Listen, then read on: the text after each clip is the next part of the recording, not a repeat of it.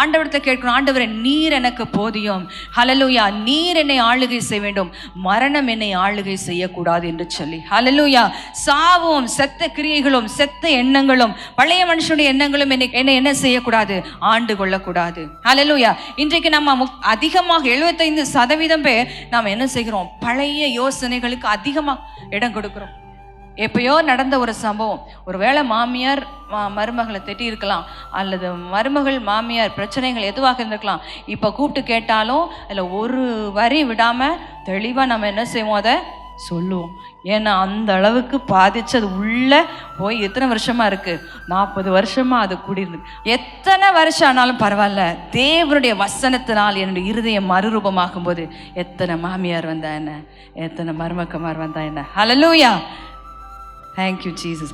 ஆகவே இந்த நேரத்தில் கூட மரணம் தான் நம்முடைய எதிரியாக இருக்கிறான். ஹல்லேலூயா. நீங்கள் விசுவாசிக்கிறீங்களா? உங்களுடைய வாழ்க்கை மறுரூபமாக வேண்டும் என்று சொன்னால் அது தேவனுடைய வசனத்தினால் மாத்திரமே மறுரூபமாக முடியும். ஹல்லேலூயா.